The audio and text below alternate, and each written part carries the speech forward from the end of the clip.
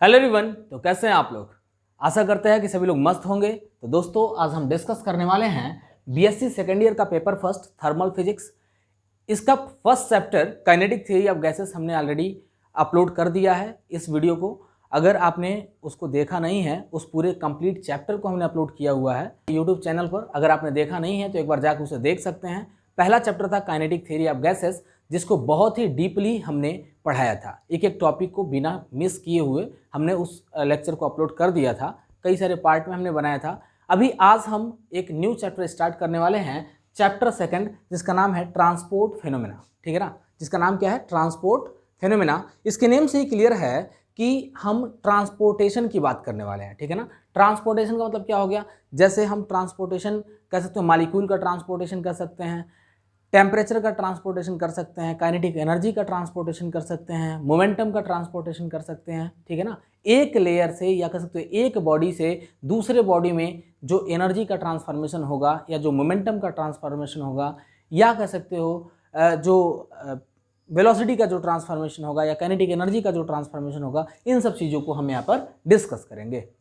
तो सबसे पहले मैं बता दूं आपको, यहाँ पे कंसिडर कर लो कोई एक सिस्टम है। यहाँ पे हम एक सिस्टम कंसिडर करते हैं। देखिएगा, हमने क्या किया, इधर एक सिस्टम कंसिडर कर लिया है और इस सिस्टम में गैस के मॉलिक्यूल अवेलेबल हैं। ठीक है, इस सिस्टम में गैस के मॉलिक्यूल अवेलेबल हैं और ये मॉलिक्यूल हम जानते हैं कि परपेचुअल मोशन करते रहते हैं। ठीक है, परपेचुअल मोशन करने का मतलब क्या है कि ये कंटिन्यूसली मूव करते रहते हैं इन अ रैंडम पाथ। ठीक है, रैंडमली क्या करते रहते हैं, मूव करते रहते हैं। सपोज कर लो कि यहाँ पे n नंबर ऑफ मॉलिक्यूल्स हैं, ऐसे n नंबर ऑफ मॉलिक्यूल्स हैं। ये molecule here and there move करेंगे। हम जानते हैं कि टोटल 3 एक्सिस होते हैं। यहाँ पे x एक्सिस होगा, y एक्सिस होगा, z एक्सिस होगा। तो कितने नंबर ऑफ पार्टिकल किसी एक पार्टिकुलर एक्सिस के अलॉन्ग मूव करेंगे, हम इसके बारे में डिस्कस करते हैं। जनरली देखो क्या है, अगर यहाँ पर small n is the number of molecule per unit volume है, यानी एक यूनिट वॉल्यूम में जितने नंबर ऑफ पार्टिकल हैं उसको हमने स्मॉल n से रिप्रेजेंट किया हुआ है।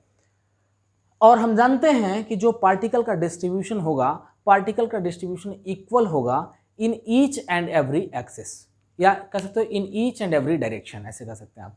अगर हम देखें x एक्सिस के अलॉन्ग जितने पार्टिकल डिस्ट्रीब्यूटेड होंगे, उतने ही पार्टिकल y एक्सिस के अलॉन्ग होंगे और उतने ही पार्टिकल z एक्सिस के अलॉन्ग मूव करेंगे। ठीक है, तो इस कंडीशन में, यानी कि अगर total number of molecule small n है पर यूनिट वॉल्यूम, तो इस कंडीशन में कह सकते हैं आप कि n/3 मॉलिक्यूल x एक्सिस के अलॉन्ग जाएंगे, n/3 मॉलिक्यूल y एक्सिस के अलॉन्ग जाएंगे और n/3 मॉलिक्यूल ही z एक्सिस के अलॉन्ग जाएंगे। लेकिन एक और चीज़ यहाँ पे है कि जो x एक्सिस होगा, x एक्सिस का एक पॉजिटिव डेविएशन होगा, दूसरा नेगेटिव डायरेक्शन होगा। ठीक है, तो पॉजिटिव डायरेक्शन में हम कह सकते हैं कि n/3 मॉलिक्यूल का आधा, यानी इसका आधा कितना होगा, इसका आधा होगा n/6। तो कह सकते हो कि पॉजिटिव x डायरेक्शन में n/6 गया और नेगेटिव x डायरेक्शन में भी n/6 गया। वैसे ही पॉजिटिव y डायरेक्शन में 1/6 गया, या n/6 गया, और नेगेटिव y डायरेक्शन में भी n/6 गया। वैसे ही कह सकते हो पॉजिटिव z एक्सिस के अलॉन्ग 1/6 गया, n/6 गया, और नेगेटिव z एक्सिस के अलॉन्ग भी n/6 मॉलिक्यूल मूव करेगा। तो इस कंडीशन में अगर हम मॉलिक्यूलर फ्लक्स की बात करते हैं तो मॉलिक्यूलर फ्लक्स का वैल्यू हो जाएगा n/6 इंटू एवरेज स्पीड। ठीक है, n/6 इंटू एवरेज स्पीड। किसी एक एक्सिस के अलॉन्ग, एक पार्टिकुलर एक्सिस के अलॉन्ग जो मॉलिक्यूलर फ्लक्स होगा उसकी वैल्यू होगी n/6 इंटू एवरेज स्पीड। सवाल ये पैदा हुआ कि फ्लक्स क्या होता है, व्हाट इज फ्लक्स। ठीक है, अगर हम फ्लक्स की बात करें, फ्लक्स का मतलब फ्लो होता है। ठीक है, अगर सपोज कर लो कोई क्राउडेड रीजन है, उसमें बहुत सारे लोग एक साथ एक डायरेक्शन में मूव कर रहे हैं। ठीक है, तो हम कहेंगे कि वहाँ पे फ्लक्स ऑफ पर्सन हो रहा है। अगर हम किसी नदी की बात कर लें, किसी नदी में बहुत सारे वाटर के मॉलिक्यूल एक साथ मूव कर रहे हैं, तो हम कहेंगे कि वहाँ पे फ्लक्स ऑफ वाटर है, या कह सकते हो फ्लो ऑफ वाटर है। वैसे ही अगर हम चार्जेस की बात करें, बहुत सारे चार्जेज अगर एक पार्टिकुलर डायरेक्शन मूव कर रहे हैं, तो हम कहेंगे कि वहाँ पर इलेक्ट्रिक फ्लक्स हो रहा है, या इलेक्ट्रिक फ्लक्स है। इलेक्ट्रिक फ्लक्स का मतलब क्या है कि इलेक्ट्रिक चार्जेस का फ्लो है। वैसे ही अगर हम मैग्नेटिक फील्ड की बात करें कि किसी एक डायरेक्शन में मैग्नेटिक फील्ड बहुत ज़्यादा फ्लो कर रहे हैं, तो हम वहाँ पे कहेंगे मैग्नेटिक फ्लक्स अवेलेबल है। ठीक है, तो लगभग फ्लक्स का मतलब आप समझ गए होंगे कि फ्लक्स का मतलब होता है फ्लक्स का मतलब होगा फ्लो, सिंपली क्या कह सकते हैं, फ्लो। अब फ्लो ऑफ मॉलिक्यूल हो सकता है, या फिर कह सकते हो फ्लो ऑफ वेलोसिटी हो सकता है, या फिर फ्लो ऑफ काइनेटिक एनर्जी हो सकता है, ठीक है। तो वो सारे फ्लक्स के पार्ट हो गए, ठीक है। अभी देखते हैं, अब हम डिस्कस करने जा रहे हैं मीन फ्री पाथ के बारे में। देखो मीन फ्री पाथ क्या होता है इसको हम पहले एक्सप्लेन करते हैं। तो सबसे पहले तो हम बता दें कि जो गैस के मॉलिक्यूल होते हैं इनकी प्रॉपर्टी है कि ये परपेचुअल मोशन करते रहते हैं। परपेचुअल मोशन का मतलब क्या हुआ कि ये रैंडमली मूव करते रहते हैं। अब देखो रैंडमली मूव करने का कारण क्या होता है, क्यों ये रैंडमली मूव करते हैं, क्यों नहीं एक पार्टिकुलर डायरेक्शन मूव करते हैं। अगर हम देखें तो यहाँ पे लॉ ऑफ इनर्शिया का अपोज हो रहा है, क्योंकि ये इधर उधर मूव कर रहे हैं, तो ये इनको एक स्ट्रेट लाइन पाथ में जाना चाहिए, लेकिन ऐसा नहीं हो रहा है। तो ऐसा क्यों होता है ये चीज़ बताता हूँ आपको। सपोज कर लो कि यहाँ पे कोई गैस का मॉलिक्यूल है और इस डायरेक्शन में मूव करते हुए जा रहा है। जैसे इस कंटेनर में हमने देखा कि n नंबर ऑफ मॉलिक्यूल हैं और ये मॉलिक्यूल मूव कर रहे हैं, ठीक है। तो यहाँ से मान लो एक मॉलिक्यूल से मूव करना स्टार्ट किया, लेकिन ये तब तक सीधे मूव करते हो जाएगा जब तक ये किसी मॉलिक्यूल से टकराए ना। लेकिन जैसे ही इसके रास्ते में कोई एक दूसरा मॉलिक्यूल मिला, यानी कि पॉइंट ए से चलना स्टार्ट किया था, पॉइंट बी पर इसको दूसरा मॉलिक्यूल मिला, यानी उससे टकराया। टकराने के बाद हो सकता है कि इसका डायरेक्शन चेंज हो जाए। फिर सी पर आया तो फिर एक मॉलिक्यूल मिला, वहाँ से टकरा के फिर से इसका डायरेक्शन चेंज हो गया। फिर डी पर आया, फिर एक मॉलिक्यूल मिला, यहाँ से टकरा कर फिर से इसका डायरेक्शन चेंज हो गया। डी से ई पर आया, यहाँ से टकरा करके फिर से इसका डायरेक्शन चेंज हो गया। यानी कि लगभग आपको समझ में आ गया होगा कि जो भी मॉलिक्यूल मूव करते हैं, ठीक है, जो भी मॉलिक्यूल ऐसे मूव करते हैं वो मॉलिक्यूल एक दूसरे से कोलिजन करते रहते हैं, and due to their collision molecule का डायरेक्शन कंटिन्यूसली चेंज होता रहता है। तो सबसे पहले ये जानो कि फ्री पाथ क्या होता है, व्हाट इज फ्री पाथ। जैसे हम देख रहे हैं कि जब मॉलिक्यूल ए से बी तक आ रहा है तो बिना टकराए, यानी इसके बीच में कोई दूसरा पार्टिकल नहीं है, ये किसी से भी कोलिजन नहीं कर रहा है, तो इस कंडीशन में इस पाथ को क्या कहेंगे, हम फ्री पाथ कहते हैं। इसको लेमडा 1 से हमने रिप्रेजेंट कर लिया, ये क्या हो गया, फ्री पाथ हो गया। फ्री पाथ क्यों बोला, क्योंकि ये एक दूसरे से कोलिजन नहीं कर रहे हैं, तो यहाँ पे क्या फ्री पाथ। फिर बी पे आके टकराया और बी से जब तक सी पर आया तो इस कंडीशन में भी ये कहीं कोलिजन नहीं कर रहा है, तो ये भी क्या हो गया, फ्री पाथ हो गया, ठीक है। वैसे ही सी से डी पर आया तो यहाँ पर एक फ्री पाथ हो गया, यहाँ पर भी फ्री पाथ हो गया, ठीक है। वैसे ही अगर ये यन कह सकते हो यन पोजीशन पे यदि जाता है तो इसको हमने लेमडा एन मान लिया, ठीक है। तो ऐसे इसका बहुत ज़्यादा कह सकते हो जो पार्टिकल है इधर उधर ऐसे मूव करता रहेगा, और कई सारे हमने फ्री पाथ यहाँ पे कंसिडर कर लिए हैं।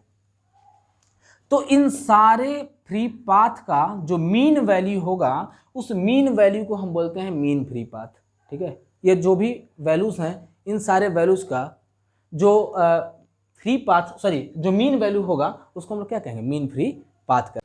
सो we can write here mean free path is equals to lambda 1 plus lambda 2 plus s so on plus lambda n whole divided by n. यानी कि आपने देखा कि जितने भी फ्री पाथ हैं, यानी पार्टिकल फ्रीली जितने भी डिस्टेंस को कवर कर रहा है, उन सभी डिस्टेंस का हम मीन वैल्यू यदि फाइंड करते हैं तो हमें मिल जाएगा मीन फ्री पाथ, ठीक है। तो हमें ये बहुत ही आसान लग रहा है। हम सोच रहे हैं कि सर ये तो मीन फ्री पाथ निकालना बड़ा ही आसान है, हमने लेमडा 1 लेमडा 2 सभी को सम करके और एन से डिवाइड कर दिया, यानी सभी का मीन वैल्यू हमने निकाल लिया, मतलब हमने मीन फ्री पाथ फाइंड कर लिया, ये तो बड़ा ही आसान है। लेकिन चलो हम इसको एक दूसरे मेथड से बताते हैं, क्योंकि जो हमारा जनरल डेरिवेशन है उस जनरल डेरिवेशन को हम ऐसे नहीं करते हैं, तो हम किस वे में डिराइव करते हैं मीन फ्री पाथ को, यहाँ पर ध्यान से समझिएगा। मीन फ्री पाथ आपके लिए बहुत ज़्यादा इंपॉर्टेंट है, आपके एग्जामिनेशन के पॉइंट ऑफ व्यू से भी देखा जाए तो देखिएगा कि मीन फ्री पाथ क्या होता है। यहाँ पर देखो हमने कंसिडर किया है एक सिलेंड्रिकल बेसल है, और इस सिलेंड्रिकल बेसल का जो रेडियस है वो d माना गया है, ठीक है। इस सिलेंड्रिकल बेसल का जो रेडियस है उस रेडियस को हमने d कंसिडर किया हुआ है, ठीक है।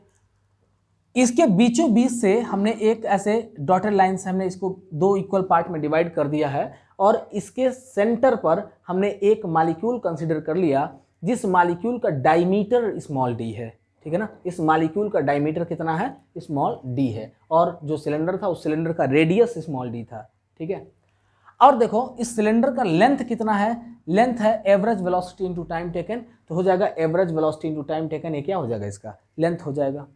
अब हम देखें कि यदि ये पार्टिकल मूव करेगा, यदि ये पार्टिकल मूव करेगा, इसमें यदि n नंबर ऑफ पार्टिकल्स हैं तो ये टकराते हुए मूव करेगा, यानी एक मॉलिक्यूल दूसरे से, फिर तीसरे से, फिर चौथे से, फिर पांचवें से, ऐसे टकराते हुए कुछ इस वे में कोलाइड करते हुए, जैसे यहाँ पे हमने बताया, ऐसे कोलिजन करते हुए मूव करेगा।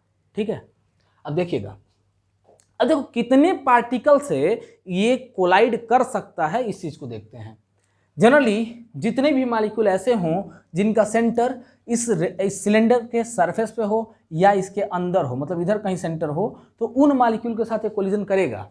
लेकिन जो मॉलिक्यूल इस सिलेंडर से बाहर हो, या कह सकते हो कि इस सिलेंड्रिकल वेसल जो हमने कंसीडर किया है, इसके सरफेस के बाहर यदि इनका सेंटर हो तो उनके साथ ये कोलिजन नहीं करेगा। ठीक है, तो यहाँ पर देख रहे हो क्या कि ये जो मॉलिक्यूल है, मॉलिक्यूल ऐसे फ्रीली मूव करते हुए जा रहा है, और हमें फाइंड करना है कि इसका मीन फ्री पाथ क्या होगा। हम अपने एवरीडे लाइफ से भी समझ सकते हैं कि हमारे एवरीडे लाइफ में अगर हम बस से ट्रैवल कर रहे हैं या फिर ट्रेन से ट्रैवल कर रहे हैं और बहुत ज़्यादा यदि भीड़ है और हमें निकलना है, ठीक है, अगर हम निकलना चाहते हैं तो हम क्या करते हैं, जब भी निकलेंगे तो हमारा जो शरीर है वो दूसरे आदमी से, दूसरे से तीसरे से, तीसरे से चौथे, फिर उनसे टकराते हुए हम निकलते हैं बाहर। ठीक है, और अगर हमें जगह नहीं मिलता है, सपोज करो मैं ऐसे जा रहा हूँ और यहाँ पर एक आदमी खड़ा है, तो मैं क्या करूँगा, यहाँ से कट जाऊँगा, कट करके फिर दूसरे रास्ते से जाना शुरू कर दूंगा। हो सकता है फिर रास्ते में कोई तीसरा आदमी मिल गया तो फिर हमें कटना पड़ेगा, ऐसे समझ रहे ना, कटने का मतलब मुड़ना पड़ेगा। तो कह सकते हो कि वही कंडीशन इस पार्टिकल का भी होगा। तो यहाँ पर देखते हैं, here area of cross section, area of cross section of cylindrical vessel, ठीक है, ऑफ सिलेंड्रिकल वेसल,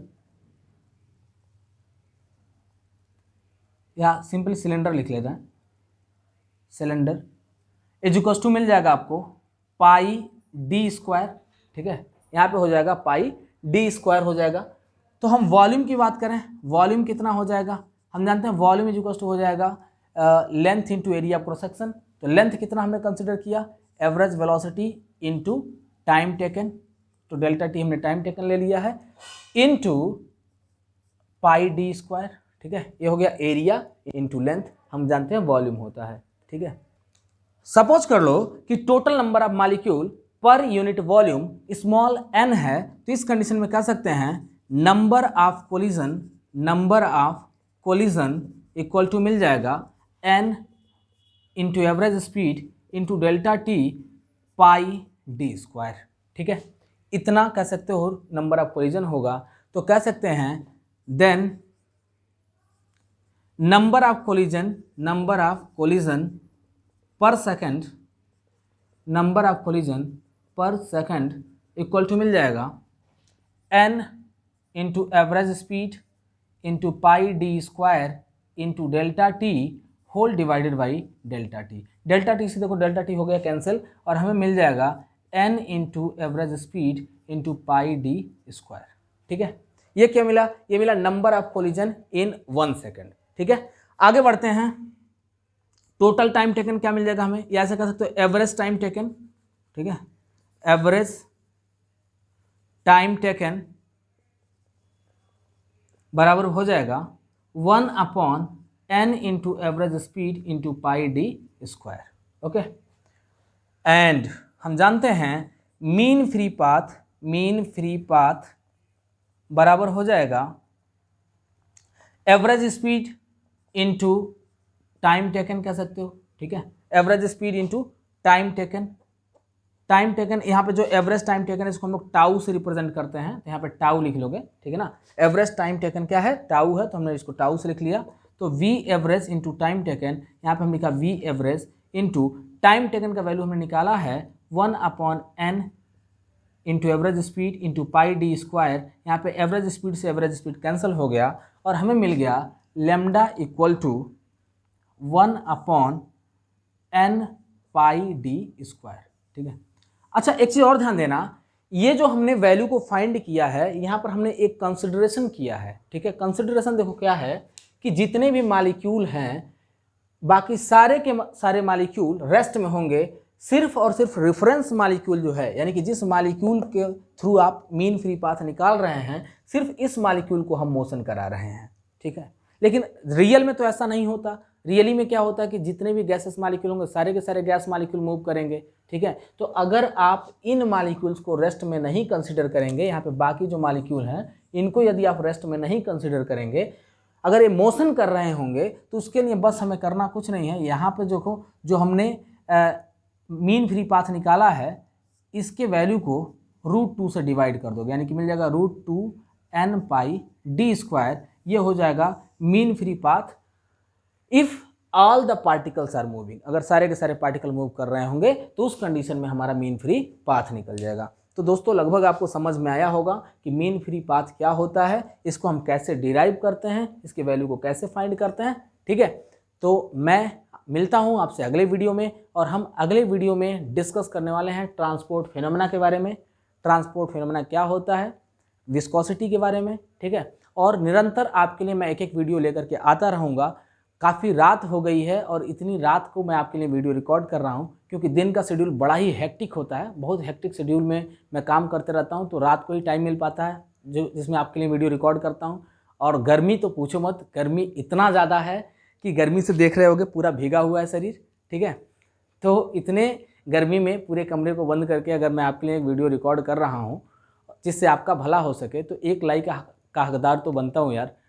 तो इस वीडियो को लाइक करें अगर आपको अच्छा लगे तो, और इस चैनल को सब्सक्राइब करें। अगर आप हमारे चैनल पर नए हैं तो इसे सब्सक्राइब करें, ज़्यादा से ज़्यादा दोस्तों के पास शेयर करें, क्योंकि मैं अपने इस चैनल पर क्लास 9 से लेकर के 12th तक के एकेडमिक वीडियोज़ को भी मैं अपलोड करता हूं, और इनके साथ साथ मैं BSc के भी वीडियोज़ को अपलोड करना शुरू कर दिया हूं, और यकीनन आपके पूरे सिलेबस को कंप्लीट कराऊंगा, ठीक है, जिसमें हम पहला चैप्टर कंप्लीट करा चुके हैं। यदि आपने देखा नहीं है तो एक बार जाके उन वीडियोस को देख सकते हैं जिनमें हमने चैप्टर 1 को क्लियरली डिस्कस करा दिया था।